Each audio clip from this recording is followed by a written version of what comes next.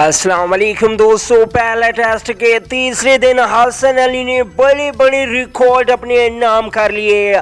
Zimbabwe की पूरी team 132 run पर ढेर हो गई। आपको बताते हैं मुकम्मल स्कोर कार्ड, लेकिन उससे पहले हसन अली के फैन इस वीडियो को लाइक करने के साथ साथ हसन अली के लिए एक अच्छा सा कमेंट जरूर करना है। चैनल पे फर्स्ट टाइम है तो चैनल को सब्सक्राइब करके साथ बेल आइकन बजा दीजिए। तो पहले इनिंग में पाकिस्तान ने 510 रन बनाए। जिम्बाब्वे की पूरी टीम 132 रन बनाकर आउट हुई।